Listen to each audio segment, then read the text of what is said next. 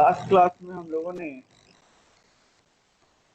Crashing का basic concept discuss किया था। क्रैशिंग होता क्या है, किसी भी प्रोजेक्ट मैनेजमेंट में क्रैशिंग का क्या रोल है,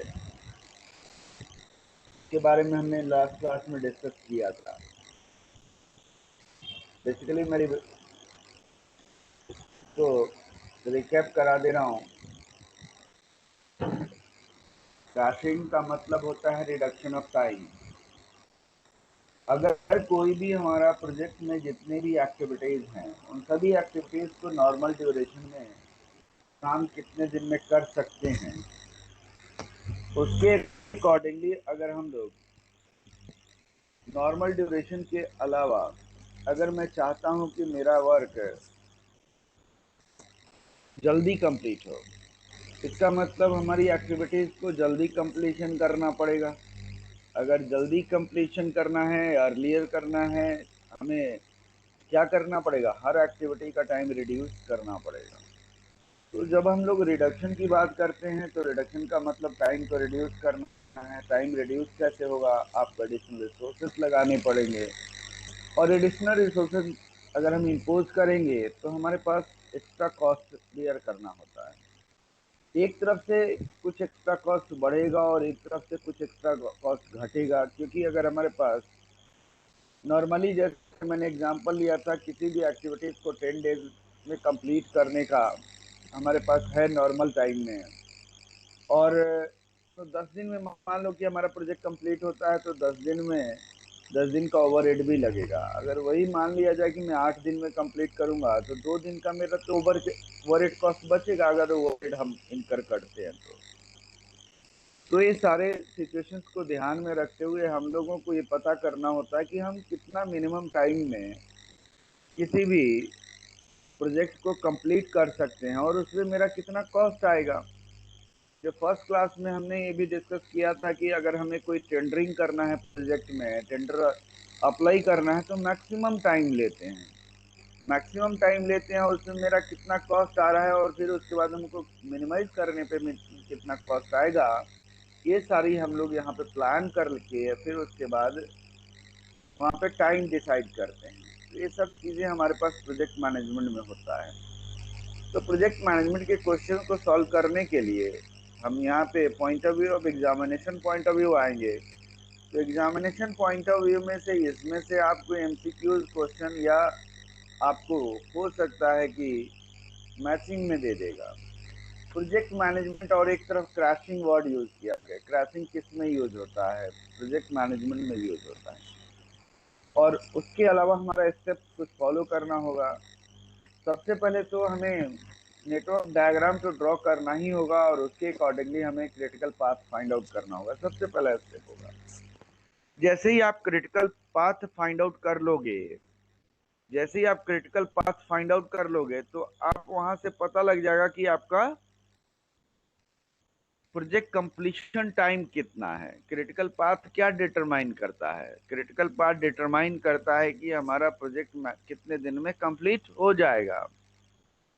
उसके बाद हम कॉस्ट का कैलकुलेशन करते हैं कि हमारा टोटल कॉस्ट कितना इनकर होता है। जो नॉर्मल टाइम है उसके आधार पर, नॉर्मल टाइम के आधार पर मेरा कॉस्ट कितना इनकर हो रहा है, ये हम लोग यहाँ पर डिसाइड करते हैं। तो टोटल कॉस्ट कैसे निकालेंगे?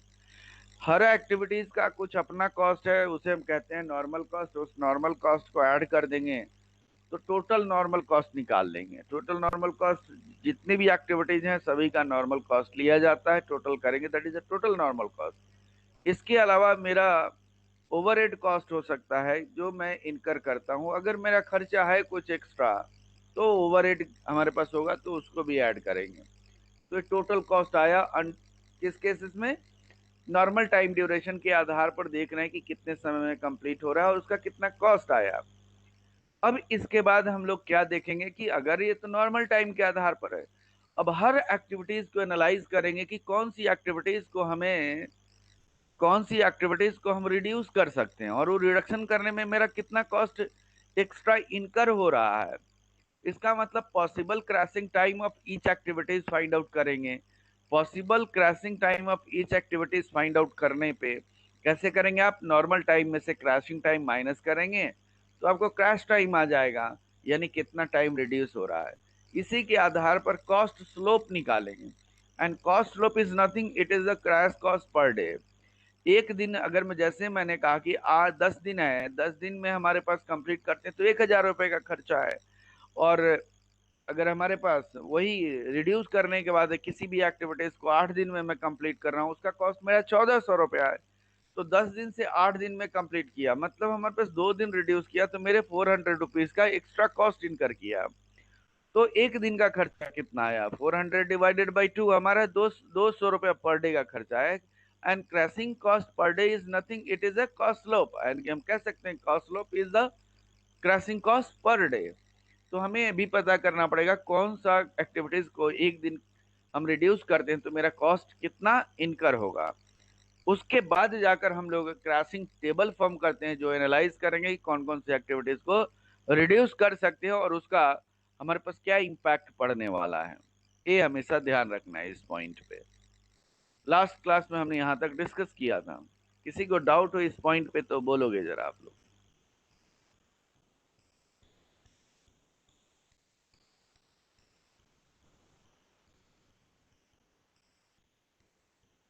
चलिए, किसी को डाउट नहीं है। अब हम लोग क्वेश्चन पे आएंगे। जो आज हम लोगों को क्रैशिंग का क्वेश्चन करना है, तो चलिए क्रैशिंग का क्वेश्चन करेंगे।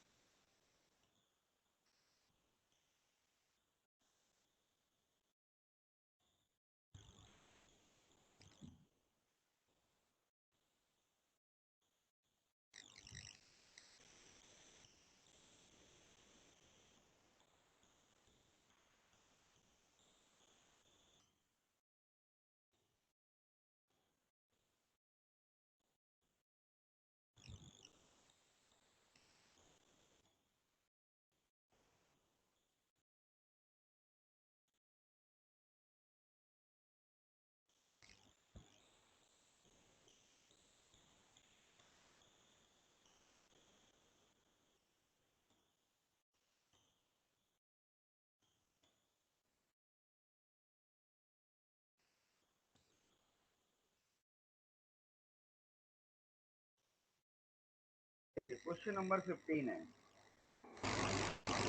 क्वेश्चन नंबर 15, स्क्रीन पे क्वेश्चन आ रहा है ना?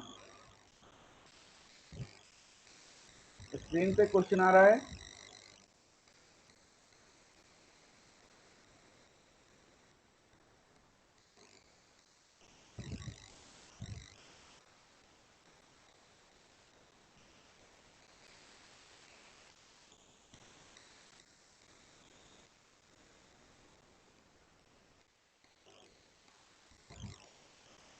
चलिए देखिए, क्वेश्चन नंबर 15 क्या कहता है।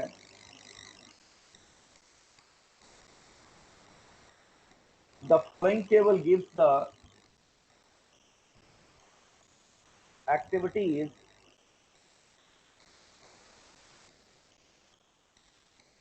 And other relevant data for the project. हमारे पास activity 1 to 2, 1 to 3, 1 to 4, 2 to 3, 2 to 5, 3 to 5 और 4 to 5 है। यहाँ नॉर्मल टाइम दिया और क्रैश टाइम दिया। देखो, 1 to 2 एक्टिविटीज 4 डेज में कंप्लीट हो रहा है और क्रैश टाइम 3 दिन, मतलब सम एक्स्ट्रा रिसोर्सेस लगाने के बाद या 3 दिन में कंप्लीट होगा, मतलब हम मैक्सिमम एक ही दिन क्रैश कर सकते हैं, यानी पॉसिबल क्रैशिंग टाइम यहाँ पे 1 डेज है। सेकेंड एक्टिविटीज में कोई क्रैशिंग टाइम नहीं है, क्योंकि आपका 2 दिन में नॉर्मल टाइम है, क्रैश करने के बावजूद भी 2 ही दिन का है, तो इसको क्रैश कर ही नहीं सकते हैं। 1 to 4 को 5 4 यानी कि 5 डेज नॉर्मल टाइम और क्रैश टाइम 4 डेज है, यह भी क्रैश हो सकता है। इस तरीके से नॉर्मल टाइम और क्रैश टाइम को देख सकते हैं कि हम लोगों का अलग अलग नॉर्मल कॉस्ट दिया हुआ हर एक्टिविटीज का, कौन कौन सी एक्टिविटीज को कंप्लीट करने में कितना समय लगेगा, ये इसको टोटल कर लोगे तो टोटल नॉर्मल कॉस्ट आ जाएगा, टोटल नॉर्मल कॉस्ट आ जाएगा। देखो, एक्टिविटी ए का नॉर्मल कॉस्ट 600 रुपया है और 800 रुपया क्रैश कॉस्ट है, मतलब 4 दिन में अगर मैं कंप्लीट करता हूँ तो 600 रुपये का कॉस्ट आता है, और 3 दिन में कंप्लीट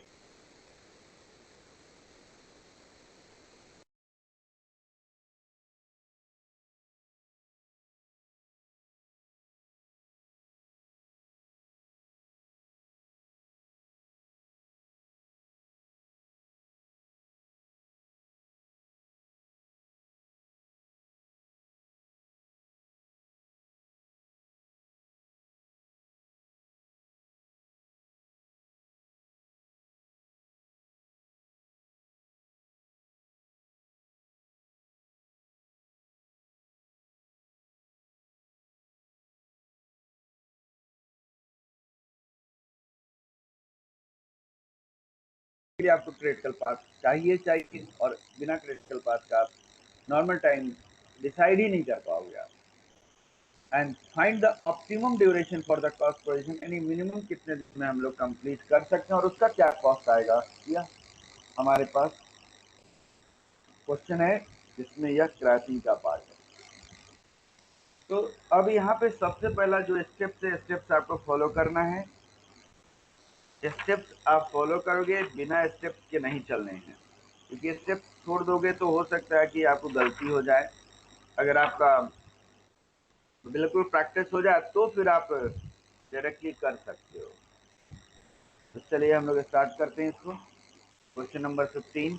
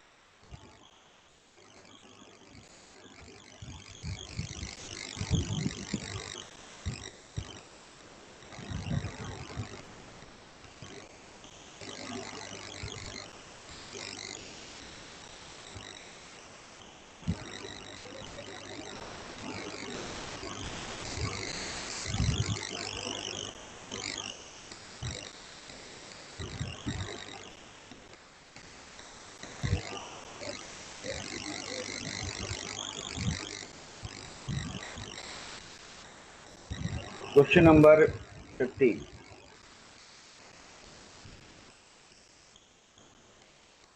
सबसे पहले first part, draw the network diagram. चलिए नेटवर्क डायग्राम ड्रॉ करेंगे।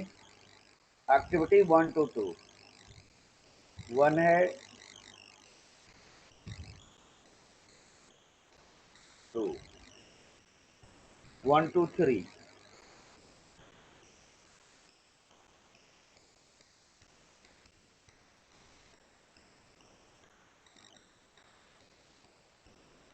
1 to 4, 2 to 3,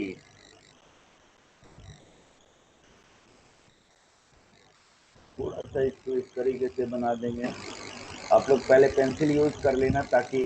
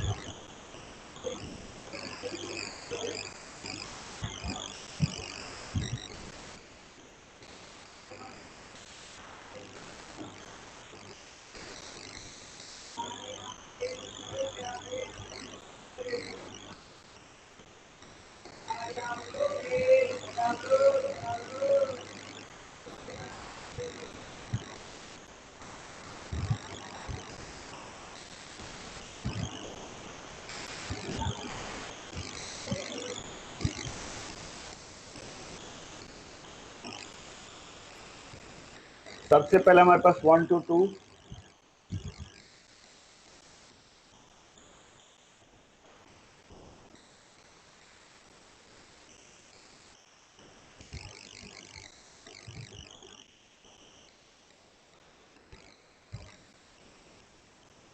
one two four, 2 to 3, 2 to 5, 3 to 5 and 4 to 5। यह है। अब इस पे नॉर्मल टाइम आप प्लॉट कर दोगे। 1 to 2 का 4 है, 1 to 3 का 2 है, 1 to 4 का 7 है, सॉरी 5 है, सॉरी 5 है, 2 to 3 का 7 है, 2 to 5 का 7 है, और 3 to 5 का 2 है, एंड 4 to 5 का 5 है। फर्स्ट पार्ट फिफ्थ का 1 है, डायग्राम नेटवर्क डायग्राम बन गया।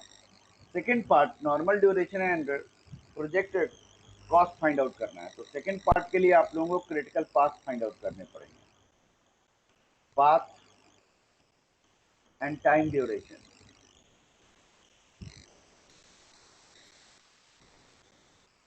वन टू टू, 2 to 5,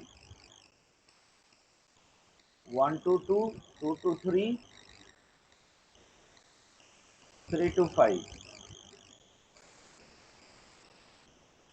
इसके बाद 1 to sorry 2, 1 to 3, 3 to 5, 1 to 4, 4 to 5। ये चार हमारे पास एक्टिविटीज है। सभी का टाइम 1 to 2, 2 to 5 का टाइम हो गया 11 डेज है, 11 डेज। 1 to 2, 4, 2 to 3, 7, 11 हो गया, और 2 13 days. 1 to 3, 3 to 5, 2 to 4, 4 days. Second हमारे पास है, लास्ट है 1 to 4, 4 to 5, 5 5 plus 5, 10 days. Second, ये मेरा क्रिटिकल पाथ आ गया। इसका मतलब सेकेंड पार्ट का हमारा आंसर आ गया normal time duration. Normal time duration,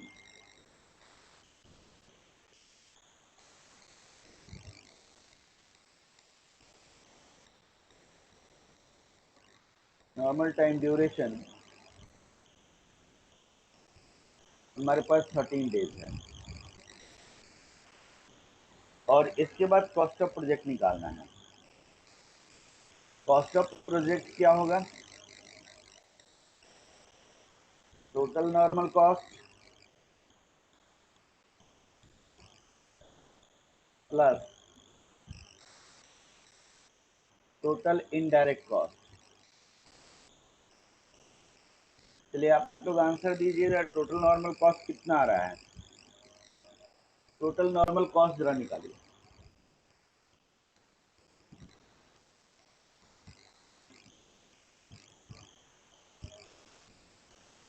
4050। ठीक है, स्क्रीन तो अब शो हो रही है ना?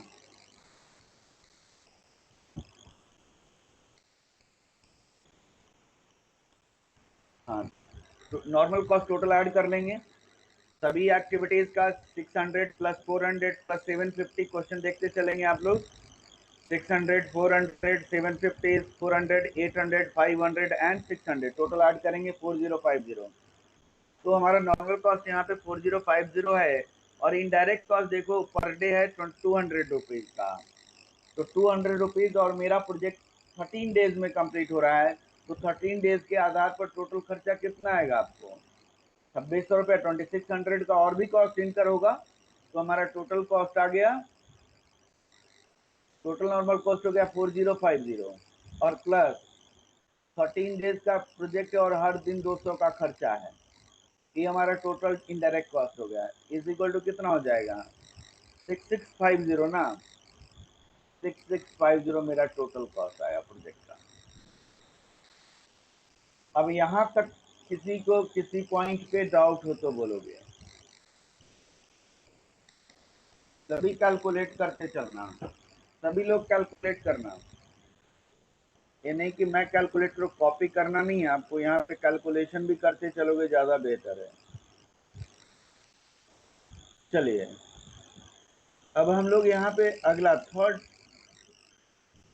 पॉइंट फाइंड आउट करने के लिए हमें क्रैशिंग कर रहे होंगे। तो क्रैशिंग के लिए जो हमारे पास फर्स्ट 2 स्टेप्स है तो हमने कैलकुलेट कर ही लिया है। अगला थर्ड स्टेप के लिए हमें क्या निकालना है, कौन कौन से एक्टिविटीज का पॉसिबल क्रैशिंग टाइम और हमारा कॉस्ट स्लोप क्या है। तो अगला हमारा calculation of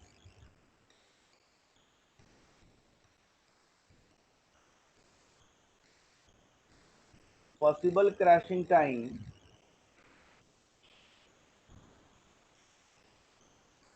and cost slope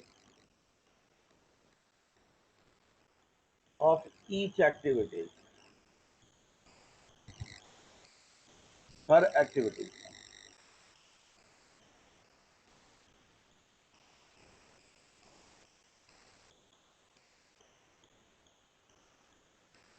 activities possible crashing time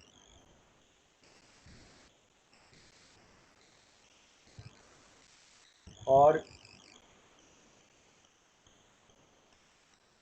crash cost per day, या इसको क्या कहते हैं हम लोग, कॉस्ट स्लोप। एक्टिविटी हमारे पास 1 to 2, 1 to 3, 1 to 4, 2 to 3, 2 to 5, 3 to 5 and 4 to 5। यह है हमारा क्वेश्चन।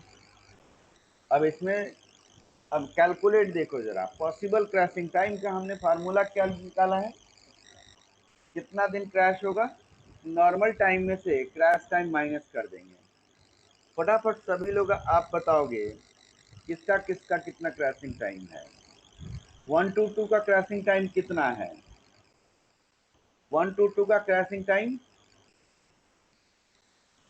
1 डे, 1 to 3 का 0, 2 to 3 का 2 डेज, सॉरी 1 to 4 का 1 डेज, 2 to 3 का 2 डेज, क्योंकि 7 - 5 2 डेज हो जाएगा, 2 to 5 का 1 डेज एंड 3 to 5 का 1 डेज एंड 4 to 5 का 1 डेज, यही होगा।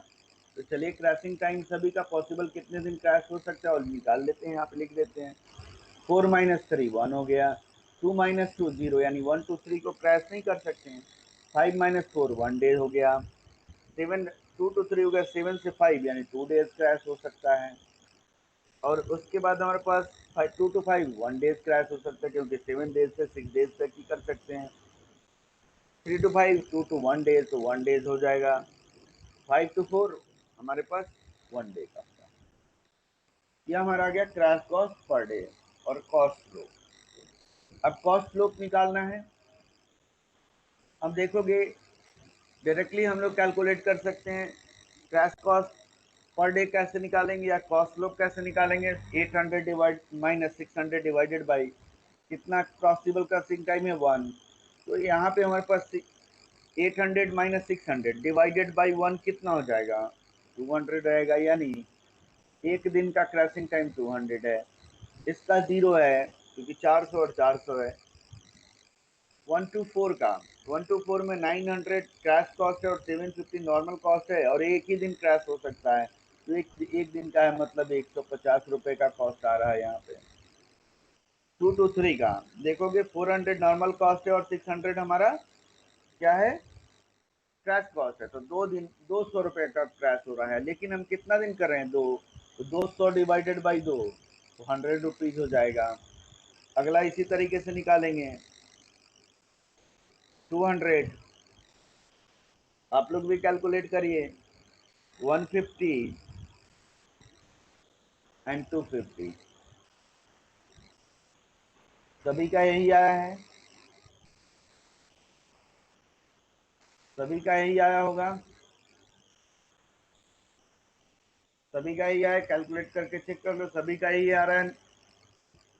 चलिए, यानी हमने थर्ड स्टेप कर लिया। अब हम लोगों को क्रैश करना है और यहाँ से आपका एनालिसिस शुरू होता है। ये तो आपका स्टेप से ये कैलकुलेशन बड़ी आसान है, लेकिन अब यहाँ से हम लोगों को एनालाइज करना है और एनालिसिस पे ध्यान रखना है। इसके बाद हम लोग क्रैशिंग टेबल बनाते हैं।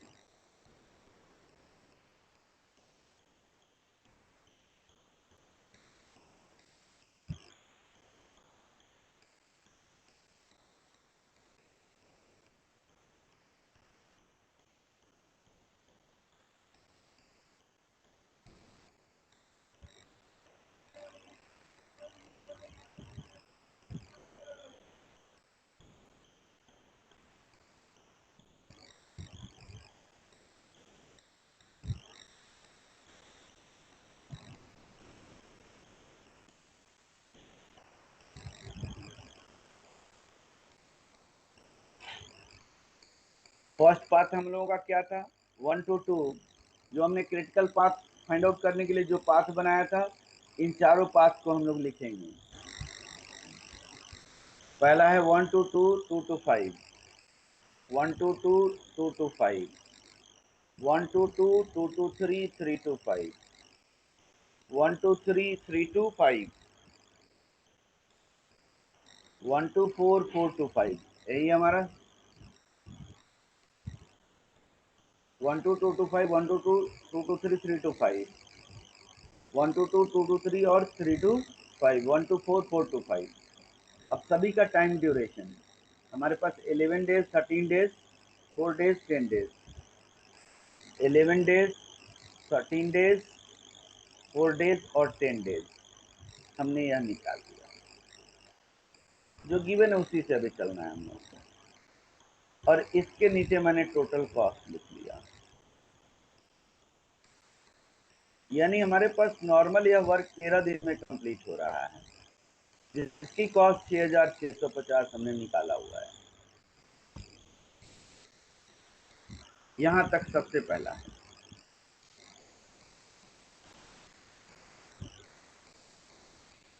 तो अब हमें क्रैश करना है। ध्यान से समझना और ध्यान से सुनना, कहीं लिखी भी नहीं होती है, ये सारी चीज एनालिसिस की पॉइंट होती है और आप लोगों को इसको ध्यान रखना है। जब भी हम फर्स्ट क्रैशिंग करेंगे, फर्स्ट क्रैशिंग स्टार्ट वहां से होगा, यानी उस पाथ का होगा जो क्रिटिकल पाथ होगा। क्रिटिकल पाथ का ही टाइम ड्यूरेशन रिड्यूस करना होता है और किसी के टाइम के रिड्यूस हम नहीं करते। क्रिटिकल पाथ के टाइम रिड्यूस होने से हो सकता है कि अदर पाथ के भी टाइम रिड्यूस हो सकते हैं। वह कब होगा, जब मान लो क्रिटिकल पाथ में कोई ऐसा एक्टिविटी है जो नॉन क्रिटिकल पाथ में भी वो इन्वॉल्व है, तो उसका टाइम रिड्यूस कर देता है। पहला पॉइंट ये ध्यान रखना है कि क्रैशिंग स्टार्ट किस पाथ का होगा और क्रैशिंग ऑलवेज किस पाथ से करते हैं हम ऑलवेज क्रिटिकल पाथ को करेंगे। क्रिटिकल पाथ ही हाईएस्ट टाइम ड्यूरेशन है, उसी को मुझे रिड्यूस करना है। तो अगर आप क्रिटिकल पाथ को रिड्यूस करोगे, तो क्रिटिकल पाथ को रिड्यूस के लिए क्रिटिकल पाथ के लिए what is normal cost and crash cost for last. Normal cost last का 600 है और 850 क्रैश कॉस्ट है, तो 250 हो जाएगा ना वर्मी का।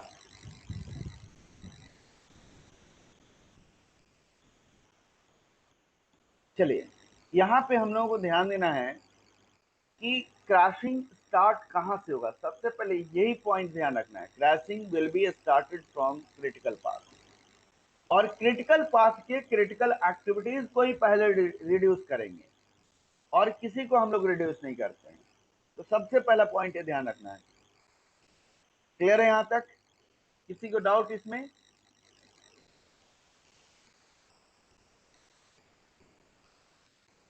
किसी को डाउट?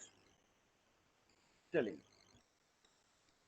250 है, 150 नहीं है यहाँ पे, आपको थोड़ा ध्यान रखना। अब आते हैं वर्किंग नोट पे।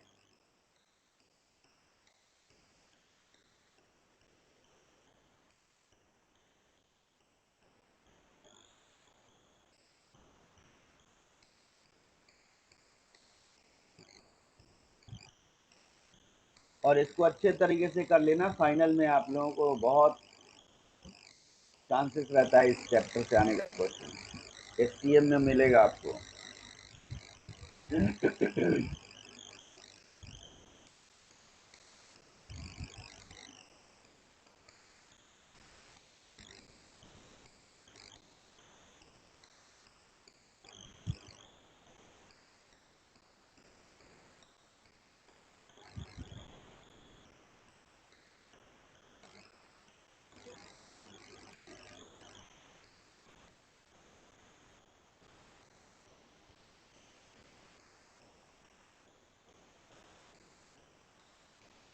क्रैशिंग नंबर 1,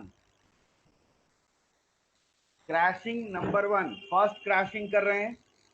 और हमने अभी कहा कि क्रैशिंग हम उसी पाथ का करेंगे जो क्रिटिकल पाथ है। तो first critical path is 1 to 2, 2 to 3 and 3 to 5।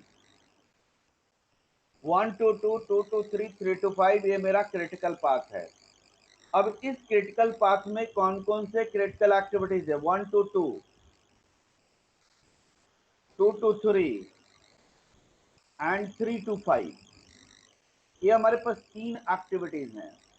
1 to 2, 2 to 3, 3 to 5 यह मेरा 3 एक्टिविटीज है, जिसमें हम लोग अभी किसी एक को ही करेंगे। क्यों करेंगे इसका रीजन भी बताएंगे। तो सबसे पहले हमें कौन सी एक्टिविटीज को क्रैश करनी चाहिए, और जिस एक्टिविटी को क्रैश कर रहे हो क्या वह दूसरे पाथ पर इफेक्ट क्या डाल रहा है, उसको भी ध्यान रखना है। ये चीजें बिना एनालाइज किए हुए आप नहीं बढ़ोगे। जिस एक्टिविटी को, या जहां पे जो 3 एक्टिविटीज हैं, इन 3 एक्टिविटीज में से जिस एक्टिविटी को क्रैश करने जा रहे हो वो तो हमारा क्रिटिकल पाथ को तो इफेक्ट करेगा ही करेगा, और नॉन क्रिटिकल पाथ को, जो बाकी 3 नॉन क्रिटिकल पाथ हैं, उसको भी इफेक्ट कर सकता है कि नहीं करेगा, ये भी हम लोग को चेक करना पड़ेगा। उसी के आधार पर फिर हम टाइम डिसाइड करेंगे कि कितना दिन हम क्रैश करेंगे। तो सबसे पहले हमारे पास क्रैश करने का तरीका क्या है कि 1 to 2, 2 to 3 और 3 to 5। ध्यान से आप अपने कॉस्ट टेबल पे देखोगे, क्रैशिंग कॉस्ट पर डे हमने निकाला है। क्रैशिंग कॉस्ट पर डे में हमने 1 to 2 की क्रैश कॉस्ट हमारा 200 रुपए का है, 2 to 3 का क्रैश कॉस्ट मेरा हमारे पास 100 रुपए का है, और 3 to 5 का कॉस्ट है 150 रुपीज का। ध्यान से 1 to 2 को अगर मैं क्रैश करता हूं तो एक दिन का मेरा कितना खर्चा है? 200 रुपए का है।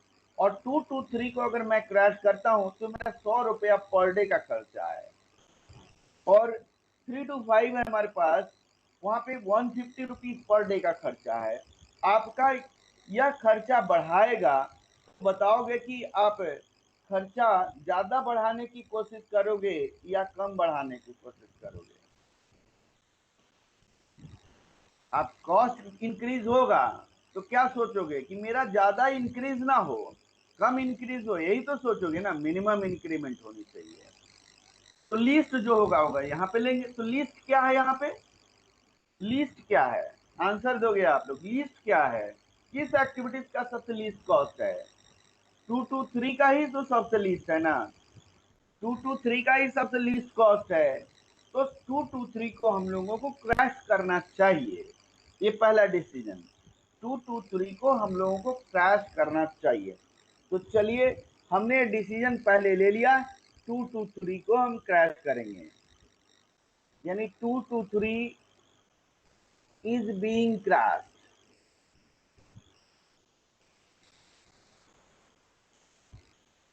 लेकिन कितना दिन? देखो, अब क्रैशिंग कर रहे हैं तो 2 दिन अवेलेबल है, 2 दिन अवेलेबल है।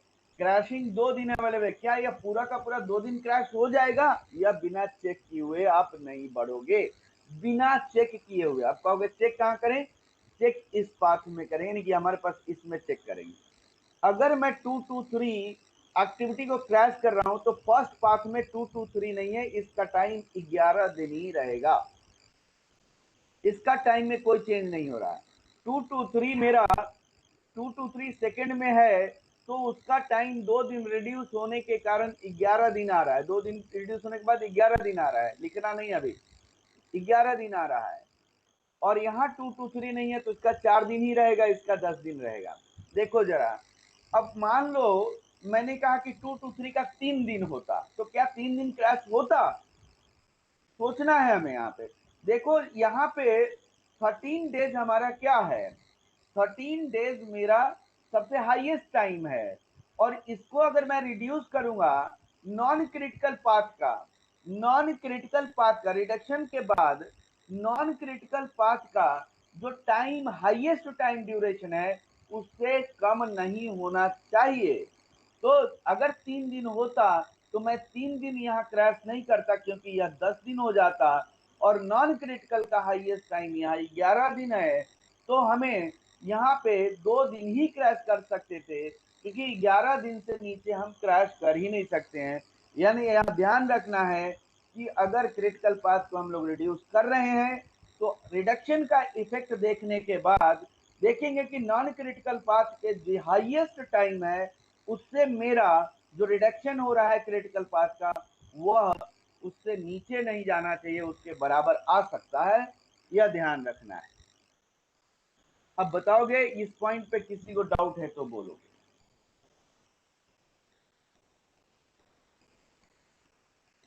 किसी को डाउट?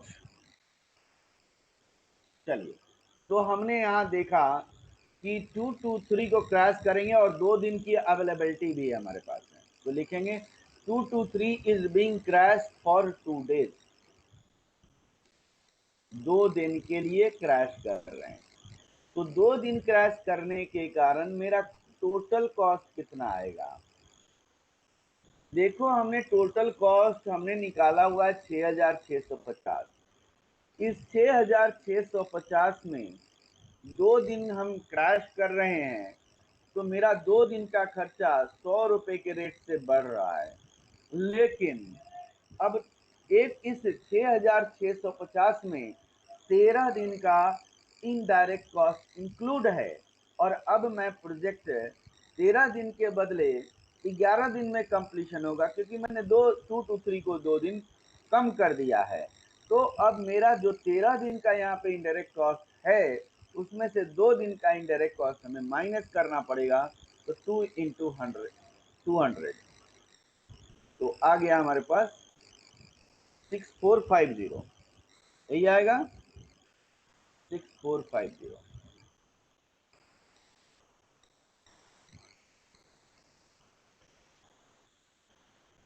6450। किसी को डाउट इस पॉइंट तक?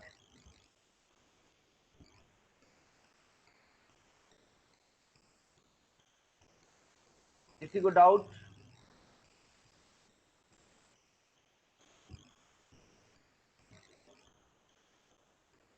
मैंने कहा कि हम लोग यहाँ पे पहले डिसाइड कर लिया कि 223 को, अच्छा टोटल कॉस्ट को बताना है, ठीक है। 223 को हम लोग रिड्यूस कर रहे हैं और हमने टाइम ही निकाल लिया, 223 को 2 दिन रिड्यूस कर रहे हैं।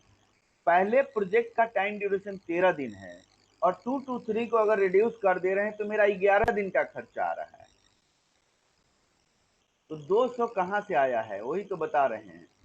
तो अब ध्यान देना जरा, टोटल कॉस्ट जो हमने 6650 जो कॉस्ट निकाला है उस कॉस्ट में नॉर्मल कॉस्ट तो है ही, और प्लस उसमें मेरा इनडायरेक्ट कॉस्ट 13 दिन का लिया हुआ है, 13 डेज का लिया हुआ है। आप देखोगे जरा 13 डेज का इनडायरेक्ट कॉस्ट जो क्वेश्चन में 200 रुपीज का दिया हुआ है, पर डे का कॉस्ट दिया हुआ है, 200 रुपीज पर डे का कॉस्ट दिया हुआ है। तो 200 रुपीज पर डे का कॉस्ट दिया हुआ है, तो उस केसेस में जब मेरा प्रोजेक्ट 13 दिन के बदले 11 दिन में कंप्लीट हो रहा है तो मेरा 2 दिन का 200 रुपया पर डे का खर्चा बचेगा कि नहीं बचेगा। तो वही हमने जो 6,650 में 13 दिन का इनडायरेक्ट कॉस्ट है, उसमें से मैंने 2 दिन का इनडायरेक्ट कॉस्ट माइनस कर दिया। वो इनडायरेक्ट कॉस्ट 200 रुपए पर डे का था। अब बताओगे, किसी को डाउट? निशा, भावेश, आयुष?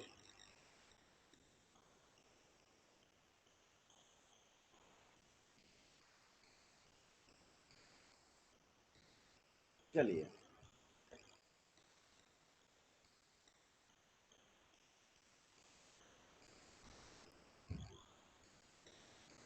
अब हम लोग यहाँ पे इसका इम्पैक्ट दिखा रहे हैं।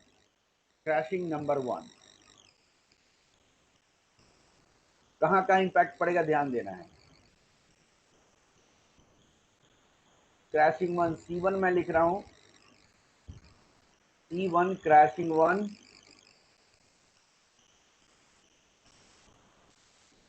223 को मैंने क्रैश किया, तो 223 का टाइम 2 दिन क्रैश करने के बाद इसका पॉसिबिलिटी अब 0 हो जाएगा। 223 अब क्रैश नहीं होगा। 223 क्रैश होने के बाद कहाँ का इम्पैक्ट पड़ रहा है, तो फर्स्ट पाथ पे कोई इम्पैक्ट नहीं पड़ेगा, यहाँ पे 11 ही रहेगा। 223 सेकंड पाथ में है तो 11 रहेगा। थर्ड पाथ में 223 नहीं, इसका 4 दिन ही रहेगा, इसका 10 दिन होगा। और टोटल कॉस्ट मेरा 6,450 आएगा। हमने निकाल लिया है। जहां कहां का इम्पैक्ट देना है, जब आप क्रैश करोगे तो आपका पॉसिबल क्रैशिंग टाइम में रिडक्शन करना है, और फिर आपको क्रैशिंग टेबल पे आना है। इसको ध्यान थोड़ा रखना है आप लोग, क्योंकि क्रैशिंग पॉसिबल क्रैशिंग टाइम वाले में आपको रिड्यूस करना है। वहां रिड्यूस नहीं करोगे तो फिर आपको दिक्कत हो जाएगी। चलिए, अब हमारे पास फर्स्ट क्रैशिंग हो गया। देखोगे, अब सिचुएशन बताओ जरा, अब आप लोग आंसर देना। फर्स्ट क्रैशिंग के बाद मैं कितने दिन में प्रोजेक्ट कंप्लीट कर रहा हूं? जवाब देना सभी लोग। फर्स्ट क्रैशिंग के बाद मेरा प्रोजेक्ट कंप्लीशन टाइम कितना दिन है? 11 डेज। यानी क्रिटिकल पाथ अब नया क्या हो गया? 11 डेज। क्रिटिकल पाथ न्यू हमारे पास क्या हो गया? 11 डेज। और कितने पाथ का है? तो 2 पाथ। इसका मतलब अब नए क्रैशिंग के बाद हमारे पास 2 क्रिटिकल पाथ आ गए। अब इन दोनों को साइमल्टेनियसली क्रैश करना है, ये ध्यान रखना है। तो चलिए, अगला हमारे पास क्रैशिंग टेबल नंबर 2 पे आते हैं। क्रैशिंग नंबर 2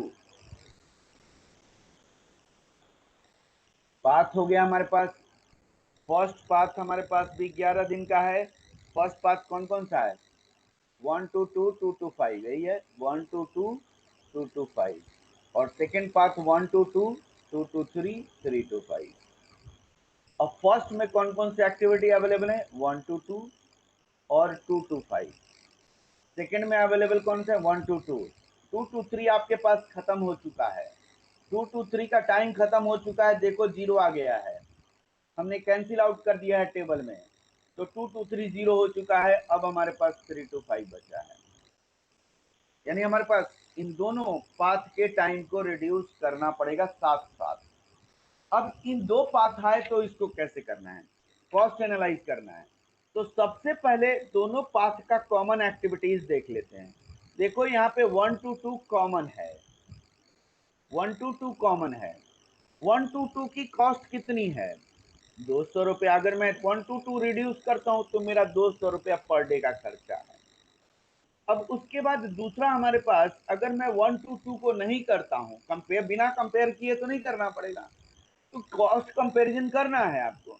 अगर आप 1 to 2 क्रैश नहीं करते हो तो आपको फर्स्ट में से 2 to 5 क्रैश करना पड़ेगा, और सेकंड में से 3 to 5 करना पड़ेगा। जो अनकॉमन है उसका पेयरिंग किया जाएगा, जो कॉमन नहीं है अब उसको पेयरिंग करेंगे दोनों पाथ से, तब जाकर मेरा क्रैशिंग होगा। अब देखोगे 2 to 5 की क्रैशिंग कितनी कॉस्ट है? 200 रुपए का। और 3 to 5 का कॉस्ट हमारे पास है 150 रुपए का। अगर मैं इसे क्रैश करता हूं तो मेरा 350 रुपए का खर्चा है।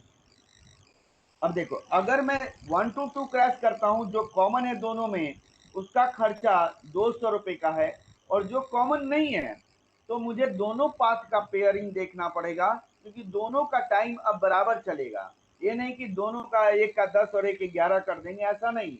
अब दोनों पाथ का टाइम रिड्यूस बराबर चलते रहेगा। यानी 2 to 5 को हम क्रैश करेंगे, 2 to 5 को क्रैश करेंगे और 3 to 5 को क्रैश करेंगे, तो 2 to 5 का भी कॉस्ट मुझे बियर करना पड़ेगा और 3 to 5 का भी कॉस्ट बियर करना पड़ेगा। तो 2 to 5 का क्रैशिंग कॉस्ट पर डे हमारे पास 200 रुपए का है, और 3 to 5 का हमारे पास 150 रुपए का है, तो मेरा 350 रुपए का कॉस्ट आ रहा है। यहां तक किसी को डाउट है तो बोलोगे, और किसी को डाउट हो, किसी को डाउट इस पॉइंट तक?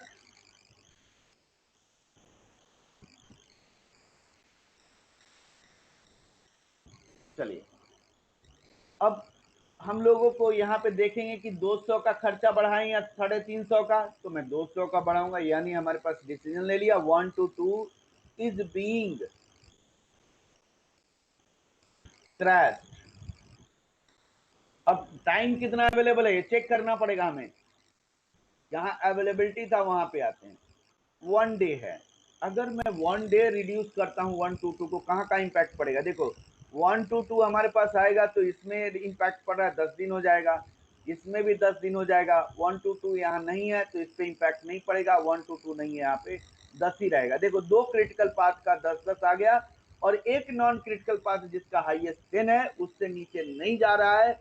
इसका मतलब हम एक दिन क्रैश कर सकते हैं, और एक ही दिन अवेलेबल है हमारे पास। तो चलिए 1 डे क्रैश करेंगे, being crashed for 1 day, total cost, यानी 11वें दिन कंप्लीट करने का टोटल कॉस्ट हमने कितना निकाला हुआ है? हमने निकाला हुआ है 6450। यह कैलकुलेट किया है, अभी पिछले क्रैशिंग में किया था। तो 6450, अब और 200 रुपया कॉस्ट बढ़ जाएगा 1 to 2 का। लेकिन अब देखोगे, प्रोजेक्ट 11 दिन के बदले 10 दिन में कंप्लीट हो रहा है, तो एक दिन, अब 11 दिन उसमें जो हमारे 6450 में 11 दिन का हमारा इनडायरेक्ट कॉस्ट है, उसमें से माइनस कर देंगे एक दिन का 200 रुपया, तो मेरा आ गया 626450 ही रहेगा। मतलब मैं 10 दिन में कंप्लीट करूंगा तो 6450 कॉस्ट आएगा। अब इसका इम्पैक्ट कहाँ कहाँ आएगा, ध्यान देना है।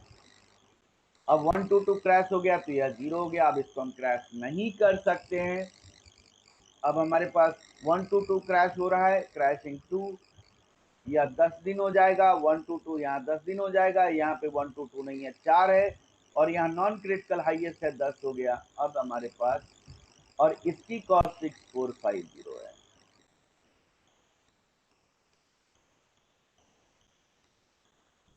यहां तक बताओगे किसी को डाउट? और जो मैं क्वेश्चन अब आगे रेज कर रहा हूं उसको जरा ध्यान से समझना। यहां तक किसी को डाउट, सेकंड क्रॉसिंग तक?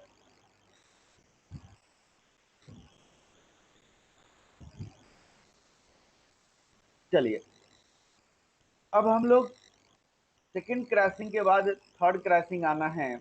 अब देखोगे आपके पास अब प्रोजेक्ट कितने दिनों में कंप्लीट हो रहा है? अब प्रोजेक्ट कितने दिन में कंप्लीट हो रहा है बताओगे? अब 10 दिन में। और कितने हमारे पास पाथ हैं जिसके 10 दिन आ रहे हैं? 3, यानी तीनों मेरा क्रिटिकल पाथ हो गया। अगला क्रैशिंग तीनों पाथ का होगा, एक पाथ का नहीं, दो पाथ का ही नहीं, तीनों पाथ का होगा, ये ध्यान रखना आप। तो यहाँ पे तीनों पाथ का क्रैशिंग होगा, क्रैशिंग नंबर 3 में।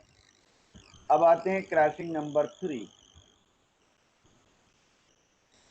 पाथ कौन कौन से हो गया? 1 to 2, 2 to 5, 1 to 2, 2 to 3, 3 to 5, और अगला हो गया 1 to 4, 4 to 5। Activity first path में आपके 1 to 2 है ही नहीं, तो सिर्फ 2 to 5। सेकेंड में 1 to 2 खत्म हो चुका है क्योंकि 0 हो गया इसका, और 2 to 3 का भी हमने कर दिया, इसके लिए सिर्फ 3 to 5 है। और इसका क्या हमारे पास 1 to 4 बचा हुआ है और 4 to 5 बचा हुआ है। अब यहाँ पे कोई कॉमन नहीं है तीनों में, सिचुएशन देखो जरा, तीनों में कोई कॉमन नहीं है, तीनों में कोई कॉमन नहीं है। अब तो हम लोगों को अब यहाँ पे ग्रुपिंग करने पड़ेंगे। तो फर्स्ट से आपके पास चॉइस है 2 to 5 का, सेकंड से 3 to 5 का, थर्ड से आपको 1 to 4 का चॉइस मिल रहा है। या आप कर सकते हो 2 to 5, 3 to 5 और 4 to 5। यह हमारे पास दो ऑप्शन आ गया क्रैशिंग का। अब इन तीनों की हम लोगों की कॉस्ट देखनी पड़ेगी। 2 to 5 की कॉस्ट कितनी है, 200 रुपया, प्लस 3 to 5 का कॉस्ट कितना है, 150 रुपया, और 1 to 4 का कितना कॉस्ट है, 1 to 4 का 150 है। तो टोटल हमारे पास कितना आ जाएगा, इसका तो 300 आ 500 आ गया। अब इसको अगर क्रैश करते हैं तो 200 प्लस 150 और 4 to 5 का हमारे पास कितना है, 4 to 5 का 250 है।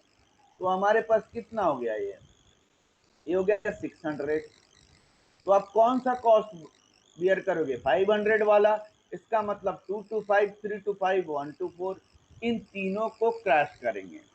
अब 1 2 to 5, 3 to 5, 1 to 4, अब इन तीनों में टाइम कितना कितना अवेलेबल है देखना होगा। 2 to 5 का हमारे पास एक दिन अवेलेबल है, 3 to 5 का एक दिन अवेलेबल है और 1 to 4 का एक दिन अवेलेबल है। अगर मान लो तीनों का अलग अलग टाइम होता, मैंने यहाँ पे दोबारा मैं रिपीट कर रहा हूँ, अगर तीनों का टाइम अलग अलग होता तो जो मिनिमम टाइम होगा वही लिया जाता है, इसमें और कुछ नहीं लिया जाता है, ध्यान रखेंगे।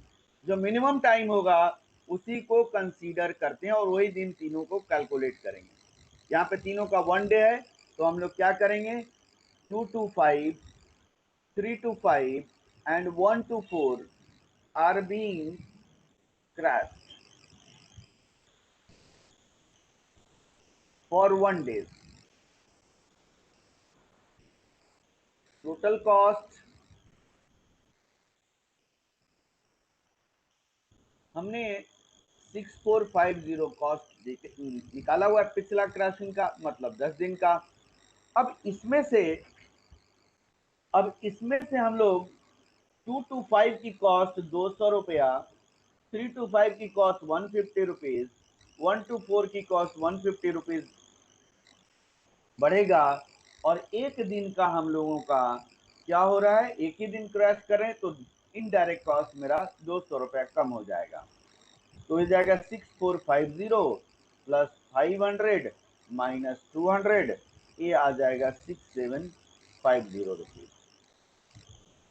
अब यहां तक किसी को डाउट है तो बोलोगे, यहां तक किसी को डाउट,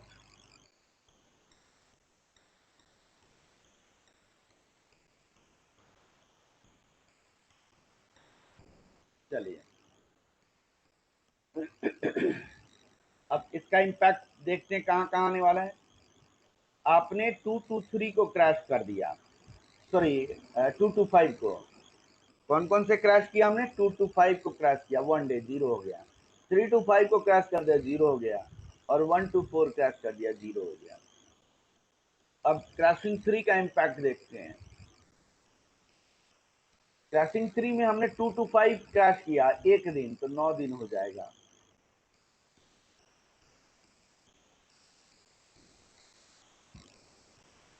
और यहां से मैंने 3 to 5 को क्रैश किया 1 डे है, तो 9 डेज हो जाएगा।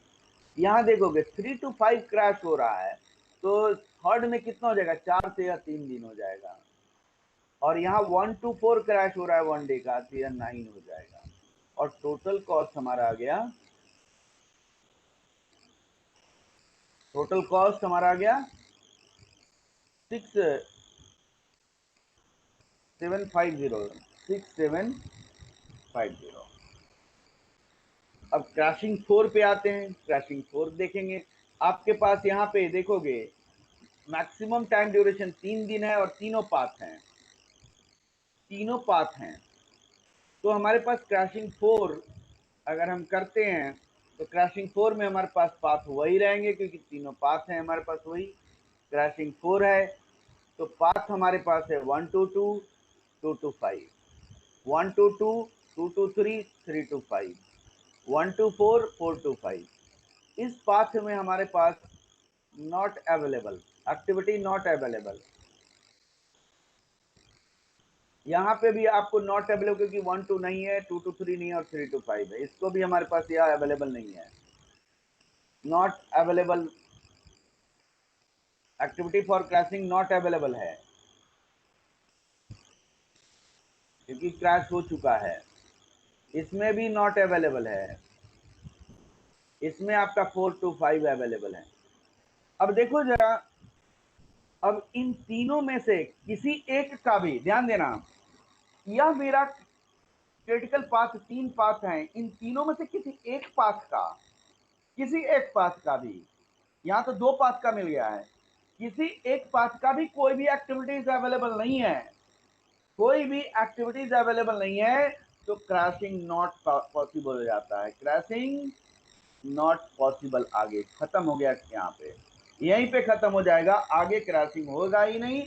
आप टाइम रिड्यूस करते रहो, कॉस्ट आपका बढ़ेगा, टाइम नहीं घटेगा।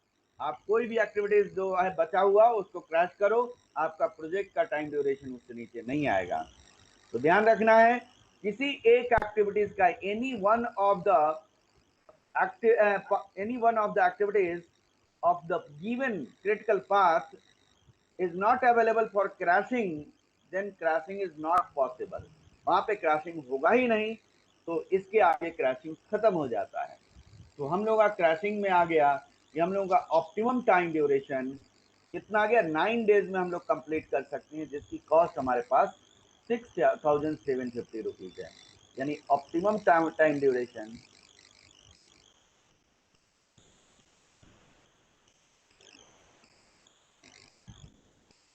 9 days, total cost rupees 6750। This is the answer।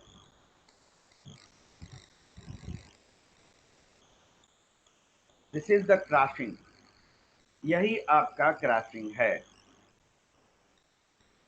अब आप लोग मॉड्यूल का क्वेश्चन और मेरे बुक का क्वेश्चन दोनों कर लीजिएगा, आप लोगों का यहाँ पे क्रैशिंग का प्रैक्टिस हो जाएगा।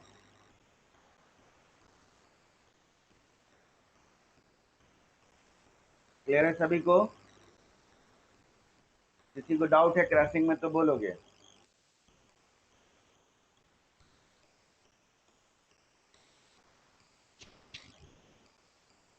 किसी को डाउट?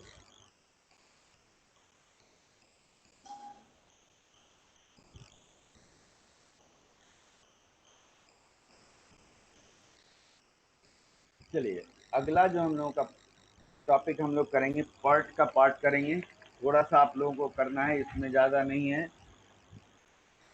पार्ट का पार्ट।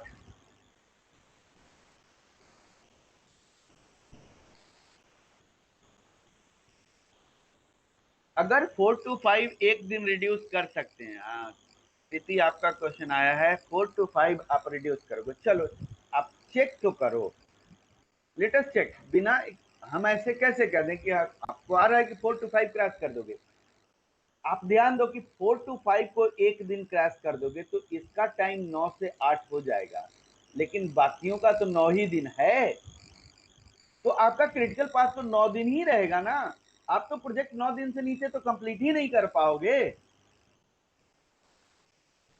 कॉस्ट सिर्फ बढ़ जाएगा आपका, लेकिन टाइम ड्यूरेशन रिड्यूस नहीं होगा। आई बात समझ में? चलिए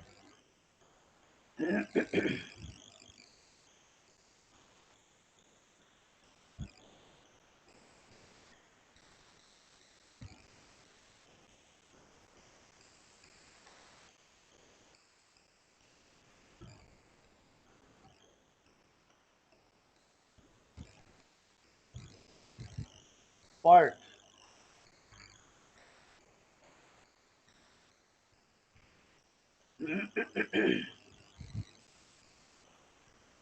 programme evaluation and review technique.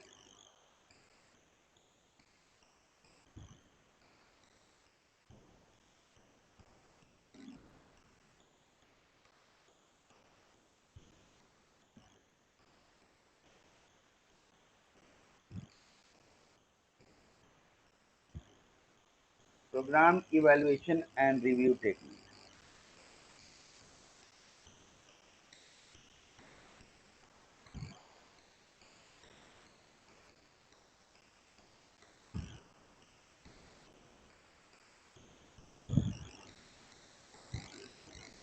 Programme evaluation review technique क्या कहता है? अगर मान लो कोई भी हम प्रोजेक्ट को कंप्लीट करना है, तो प्रोजेक्ट को कंप्लीट करने के लिए हमें जो एक्टिविटीज इन्वॉल्व है उस प्रोजेक्ट में, उसका टाइम ड्यूरेशन का इवैल्यूएशन करना,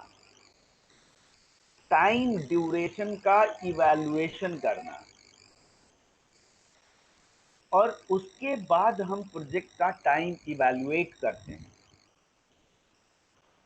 this is called PERT, program evaluation and review technique. Program तो मेरा प्रोजेक्ट है, उस प्रोजेक्ट में कौन कौन सी एक्टिविटीज हैं, उन सभी एक्टिविटीज का टाइम ड्यूरेशन का इवैल्यूएशन करेंगे, तभी हम लोग प्रोजेक्ट का हम टाइम इवैल्यूएशन करेंगे। और मैं यह भी उसके PERT के आधार पे पता कर सकते हैं हम लोग कि पर्टिकुलर टाइम ड्यूरेशन में कंप्लीट करने का कितना चांसेस है। यानी PERT is also based on probabilistic nature, यह प्रोबेबिलिस्टिक नेचर होता है। तो यहाँ पे टाइम ड्यूरेशन एस्टिमेट करना पड़ता है। 3 times are estimated in PERT।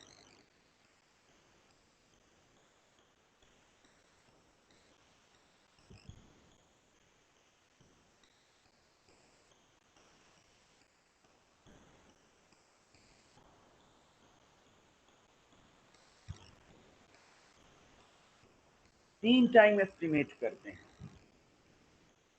First is optimistic.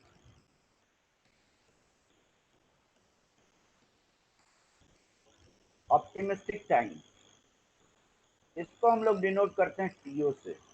Optimistic time, this is the TO। Optimistic time क्या कहता है? पॉजिटिव सोचते हो, ऑप्टिमिस्टिक इज द पॉजिटिव, बहुत सब कुछ अच्छा है, एवरीथिंग इज फेवरेबल, तो हमारा किसी भी वर्क को कंप्लीट करने में कम समय लगता है। एवरीथिंग इज फेवरेबल, तब उस केसेस में हमें किसी भी एक्टिविटीज को कंप्लीट करने में सबसे कम समय लगता है। This is the optimistic time. It is the shortest possible time. It is the shortest possible time to complete an activity, is assuming that everything is going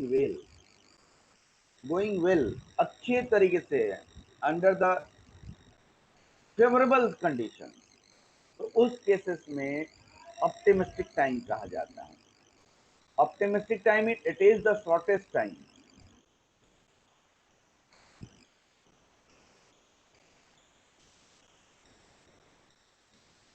It is the shortest time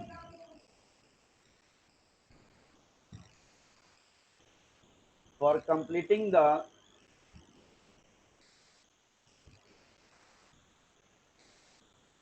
activities under favorable situation, favorable situation या condition।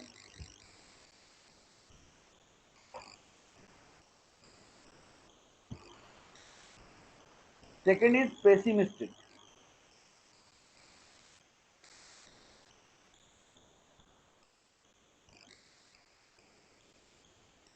जिसको हम लोग TP से denote करेंगे।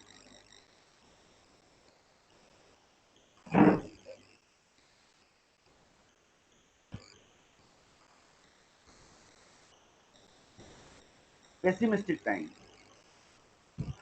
Pessimistic मतलब अब negative बात आएगी। अगर कुछ खराब हुआ, अनफेवरेबल सिचुएशन हो गया, बैड सिचुएशन हो गया, तो हमारा कितना समय कंप्लीट करने में लगेगा। मान लो कि जैसे आपको क्वेश्चन पेपर सारा, आपका एग्जाम का क्वेश्चन पेपर जितने भी क्वेश्चन से आपको आता है अच्छे तरीके से, तो आप शॉर्टेस्ट पॉसिबल टाइम में आप कंप्लीट कर दोगे, दैट इज ऑप्टिमिस्टिक टाइम। लेकिन आप काम सारे क्वेश्चन आते हैं आपके, लेकिन बीच में ऐसा हुआ कि आपका पेन धोखा दे दिया, that is the bad situation. आपको क्वेश्चन सारा आता है, सारा क्वेश्चन आता है, आपका पेन धोखा दे दिया और आपके पास एक्स्ट्रा पेन नहीं है और बगल वाले भी नहीं दे पा रहा है, तो उस केसेस में जो सिचुएशन होगा वह पेसिमिस्टिक होगा। वहाँ पे आपको मैक्सिमम टाइम लग भी सकता है और कंप्लीट भी नहीं होगा। लेकिन हम लोग यहाँ पे प्रोजेक्ट मैनेजमेंट में कंप्लीशन पे कहते हैं कि हमारा मैक्सिमम कितना समय लगेगा। कुछ घटनाएं घट गई, जैसे आपने सुना होगा कि मेट्रो ट्रेन यहाँ पे एक बार लक्ष्मी नगर और आपको ऊपर से स्लीव्स गिर गया था। मेट्रो का जब प्रोजेक्ट कंप्लीट हो रहा था तो ऊपर से स्लीव्स गिर गया था। स्लीव्स गिर जाने के बाद वर्क रुक गया। सिचुएशन इज वर्स, क्योंकि वहां पे क्यों गिरा, क्या हुआ, ये सारी चीजें बिना इंक्वायरी किए हुए तो आगे बढ़ेगा नहीं काम। तो वहां पे वर्स सिचुएशन आ जाता है, बैड सिचुएशन आ गया, तो वहां पे टाइम कंप्लीशन में ज्यादा लग जाता है। That is the pessimistic time and it is the maximum time.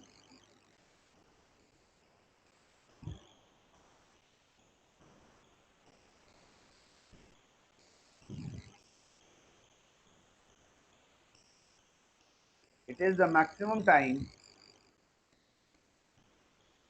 to complete the activities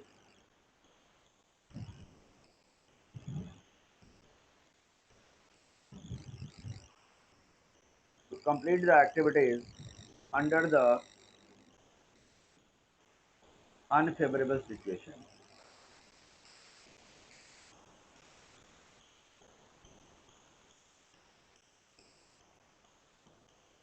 This is the pessimistic. And third is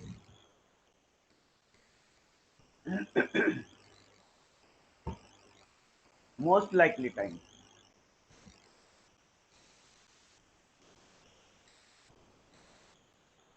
Most likely time, जिसको हम लोग PM से डिनोट करेंगे। It is the normal time usually complete complete the activities.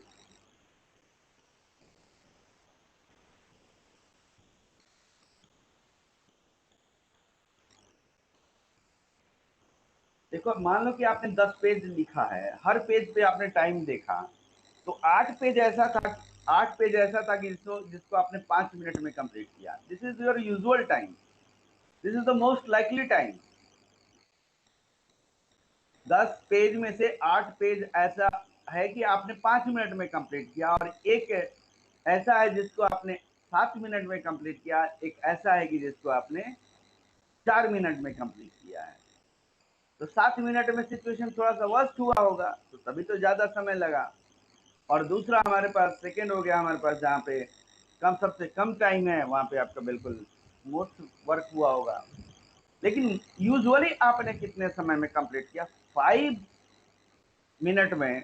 That is the most likely time.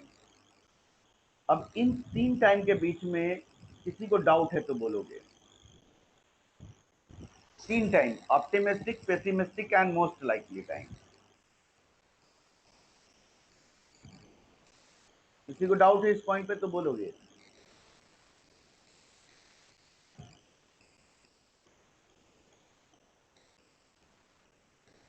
चलिए, अब इन 3 अलग अलग time का डिटर्मिनेशन हुआ। अब हमें कौन सी टाइम लेनी चाहिए, इसके लिए हम लोगों का आता है expected time. What is expected time?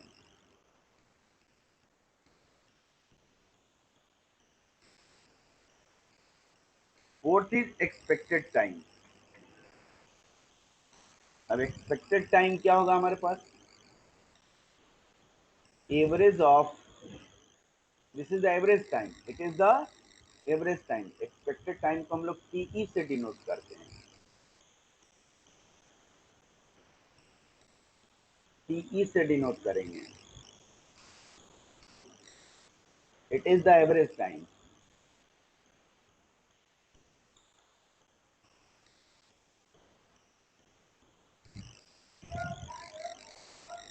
It is the average time, and projected completion time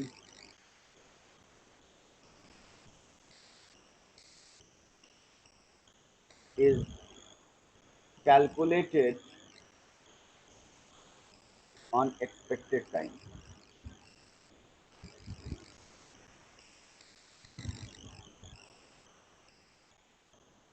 expected time पे ही कैलकुलेट करेंगे, यानी क्रिटिकल पाथ का कैलकुलेशन होगा, जहाँ पे हम लोग टाइम लेते थे तो वह एक्सपेक्टेड टाइम ही लेंगे। अब एक्सपेक्टेड टाइम कैसे कैलकुलेट होगा, T equal to T O plus 4 TM plus TP divided by 6। This is the expected time, TO plus 4 TM plus TP divided by 6।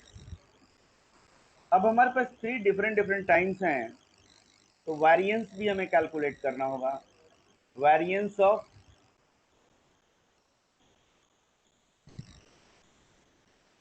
Activities कैसे कैलकुलेट करेंगे, TP minus TO, TP minus TO का whole square, sorry TP minus TO divide by 6 का whole square,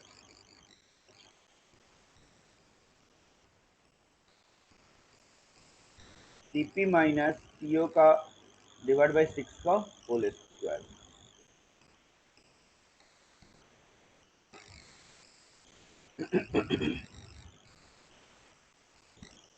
अब variance of project क्या होगा,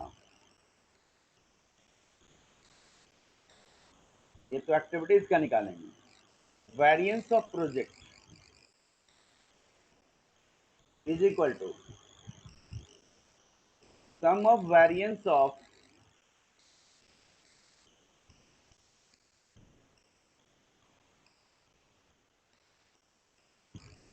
of activities of critical path, critical path के activities के variance का सम।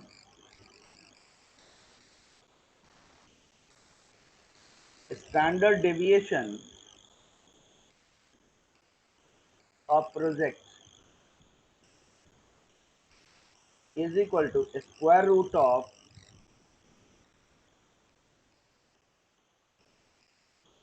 Variance of project.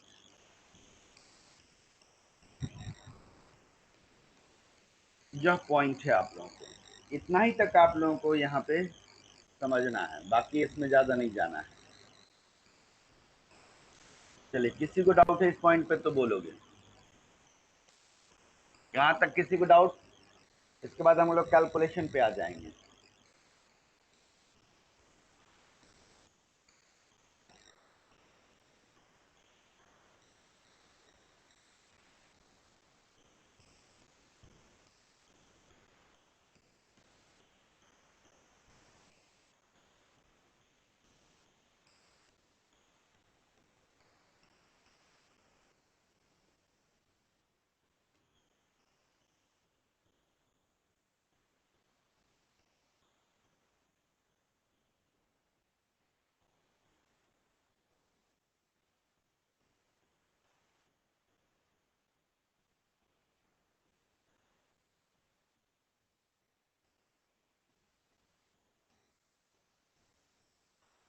देखोगे question number 19,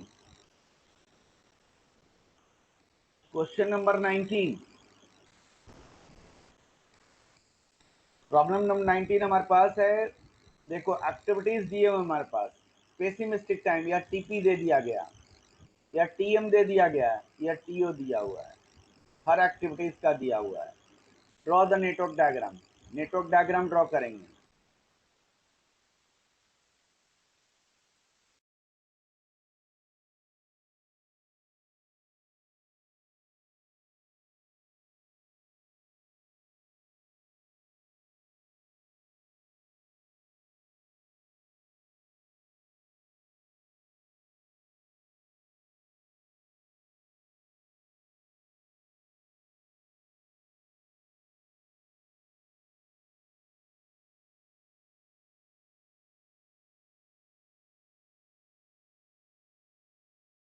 expected time को हम डायग्राम में प्लॉट करेंगे, क्रिटिकल पाथ फाइंड आउट करेंगे, उसके बाद हम वेरिएंस हर एक्टिविटीज का निकालेंगे और यहीं पे हम लोग प्रोजेक्ट का वेरिएंस निकालेंगे। अभी आगे इसी में लिख लो, वेरिएंस ऑफ प्रोजेक्ट भी निकाल लेंगे। वेरिएंस ऑफ प्रोजेक्ट भी निकालेंगे इसमें, ताकि आपका पूरा का पूरा कंप्लीट हो जाएगा इसमें। चलिए फटाफट जल्दी से ड्रॉ करिए जरा आप लोग diagram.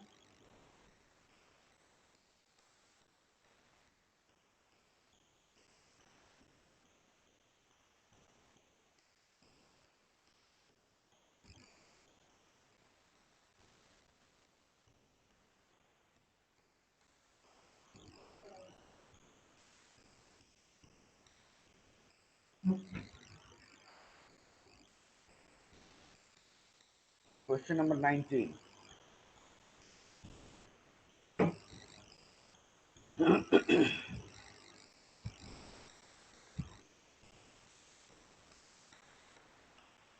One to two, two to three, two to four,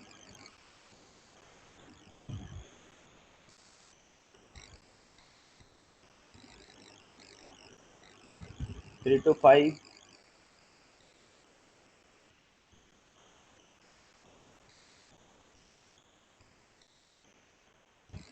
four to six, five to six, five to seven,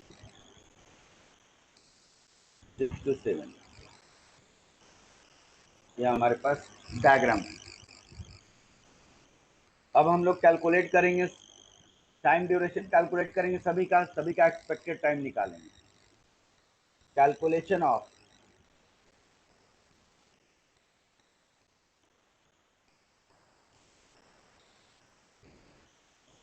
expected time and variance of each activities.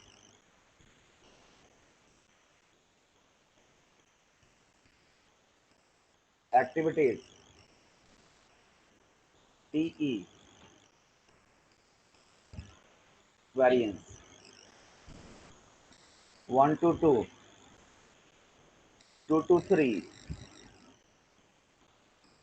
2 to 4, 3 to 5, 4 to 6, 5 to 6, 5 to 7 और 6 to 7।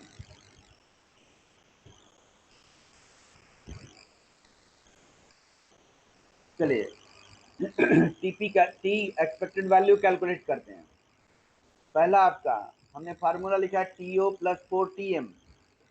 TO आपके पास कितना है 3, plus 4 TM मतलब 4 × 3, plus pessimistic time 3 है, divided by 6 कितना आएगा। इसी तरीके से कैलकुलेट करोगे 12 3 15, 15 3 18, 6 3 ही रहेगा। 2 to 3, 2 to 3 का देखते हैं। 3 डायरेक्टली अब कैलकुलेट करोगे जरा। Pessimistic time 3, most likely time 6, 6 में 4 मल्टीप्लाई करेंगे तो 24 प्लस 3 27, 27 प्लस 9 36, 36 डिवाइडेड बाई 6, 6 आ जाएगा।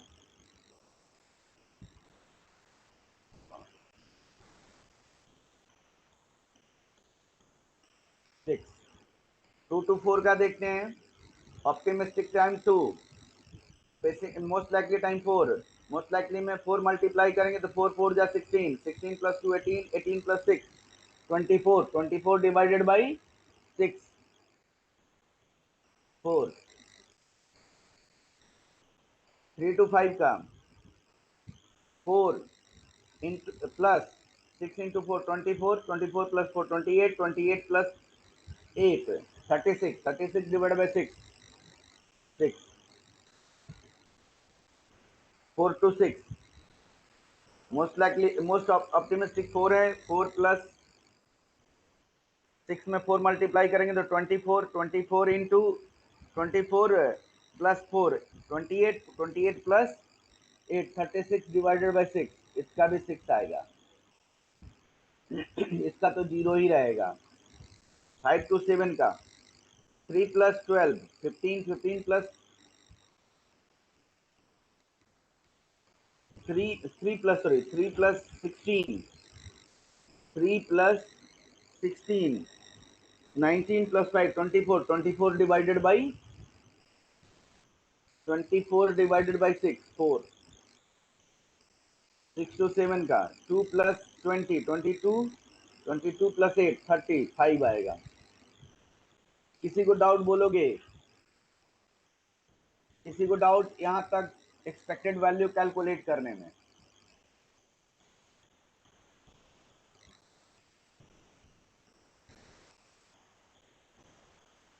सभी को क्लियर है यहाँ तक?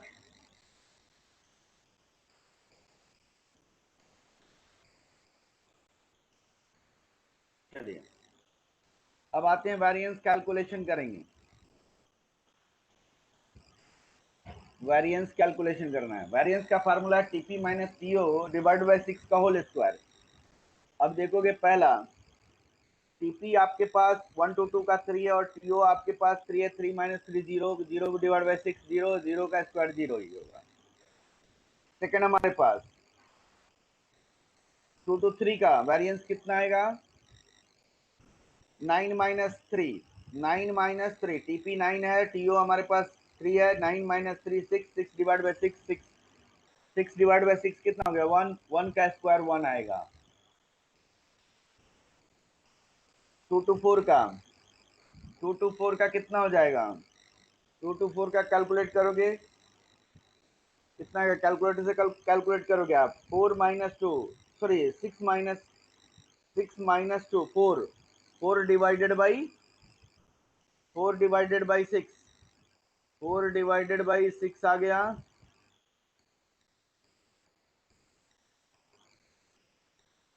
0.667 तो इसका स्क्वायर करोगे तो आएगा 4 टाइम 4 या 3 टाइम 4 कुछ भी लिखोगे 4 डिजिट तक लिखो या 3 डिजिट तक लिखो कोई दिक्कत नहीं है।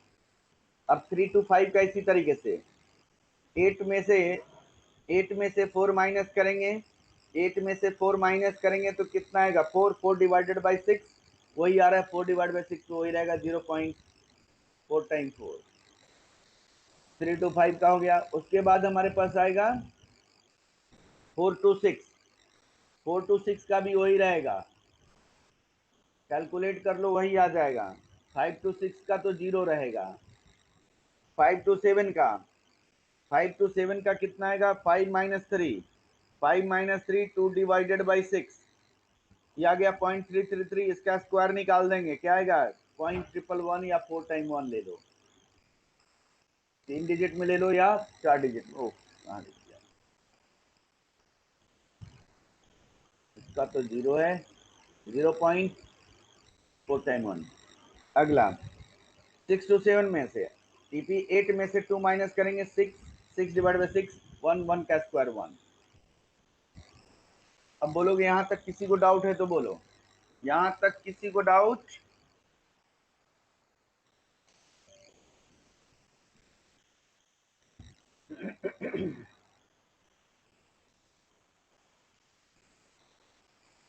किसी को डाउट है यहां तक?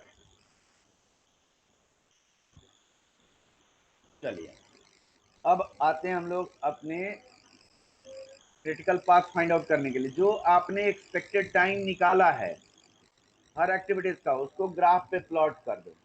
जैसे 1 to 2 का एक्सपेक्टेड टाइम 3 आया है तो यहाँ 3 लिखेंगे 2 to 3 का 6 आया है तो मैं 6 लिखूंगा 2 to 4 का 4 आया है तो मैं 4 लिख दूंगा। 3 to 5 का कितना आया, 6 आया, तो इसको 6 लिख देंगे। उसके बाद 4 to 6 का 6 है तो 6 लिखेंगे। 5 to 6 का 0 है तो 0 लिख लेंगे। 5 to 7, 5 to 7 कितना, 4 और 5, 6 to 7 5, 4 और 5, ये 4 हो गया, या 5। अब पाथ कैलकुलेट करेंगे, क्रिटिकल पाथ।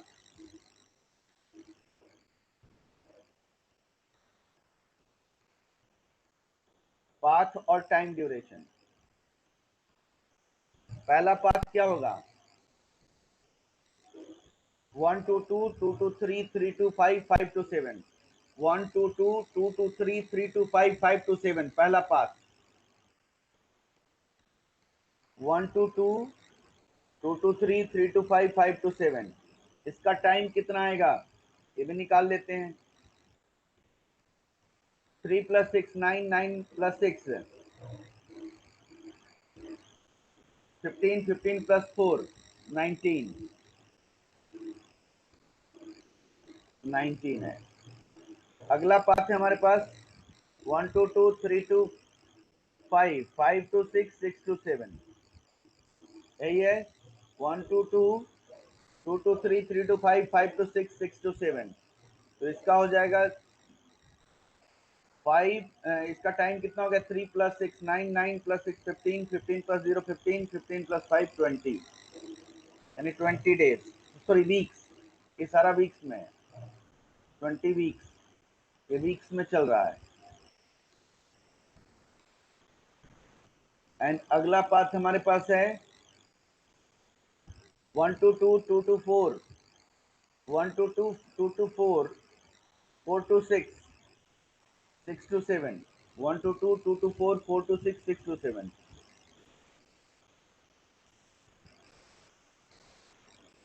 टाइम ड्यूरेशन कितना हो जाएगा,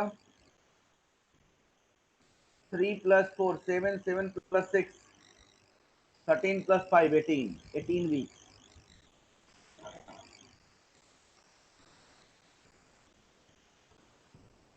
यह मेरा क्रिटिकल पाथ आ गया।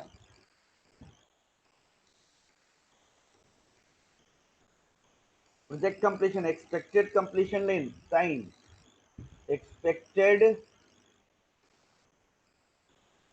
प्रोजेक्ट कंप्लीशन टाइम,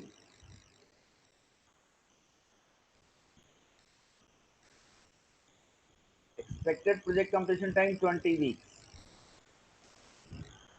20 वीक्स हैं। अब इसके बाद निकालना है वेरिएंस ऑफ प्रोजेक्ट।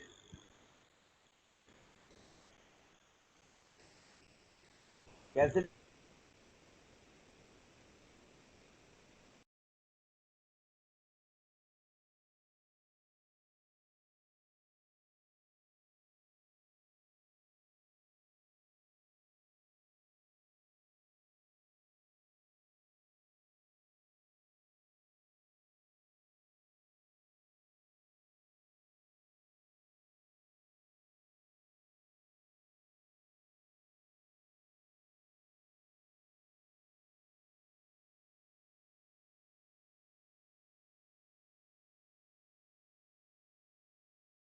हमारे पास कितना है 1, और 3 to 5 का 0.4, 4 times 4 plus 1,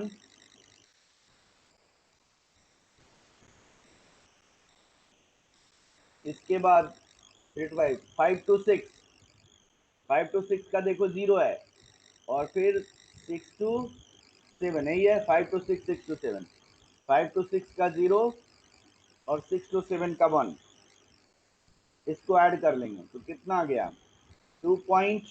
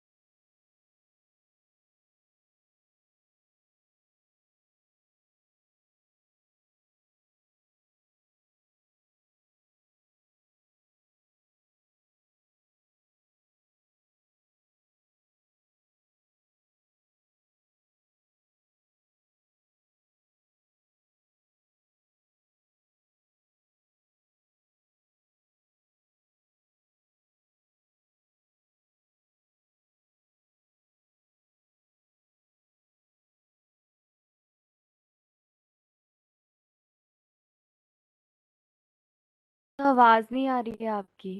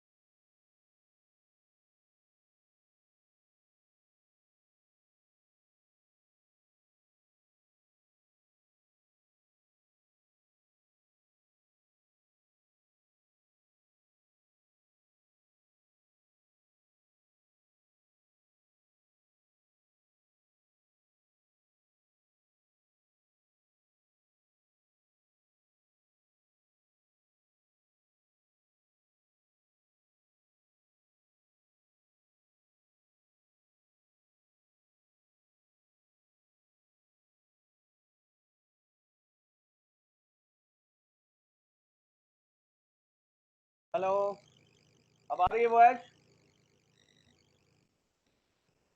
यस सर। चलिए,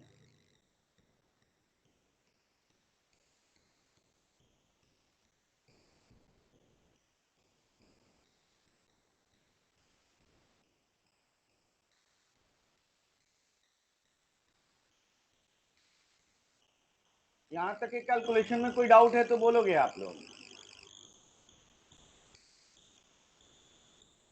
यहाँ तक के कैलकुलेशन में कोई डाउट?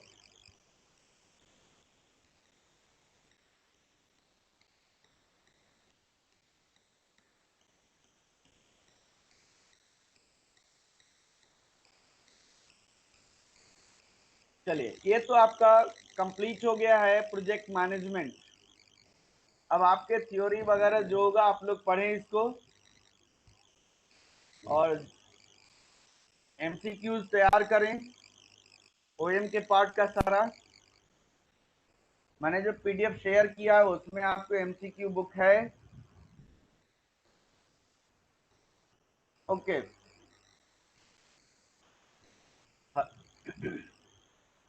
भावेश, अब तो ऑडिबल होना चाहिए।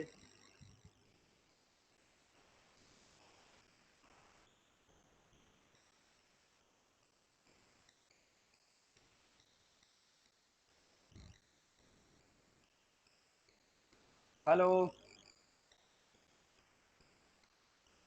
चलिए, illustration number 9 of module. Okay, मैं सॉल्व कर दूंगा उसको। चलिए, कोई दिक्कत नहीं, उसको मैं सॉल्व करके भेज दूंगा। इलस्ट्रेशन नंबर 9 एक बार मुझे आप क्वेश्चन भेज देंगे, मैं उसको सॉल्व करके भेज दूंगा आपको। ग्रुप में डाल दूंगा मैं उसको सॉल्व करके।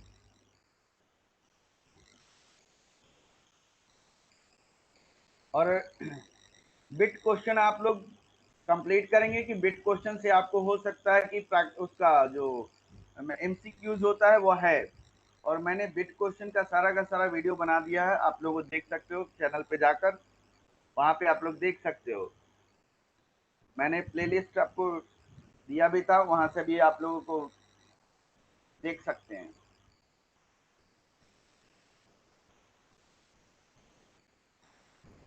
ओके, नेटवर्क ड्रॉ करना है, मैं करके बता दूंगा उसमें सारी चीजें, मैं भेज दूंगा उसमें।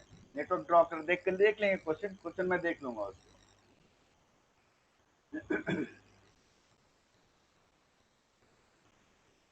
चलिए, और किसी को तो डाउट नहीं है। अब नेक्स्ट क्लास में हम लोग एसएम शुरू करेंगे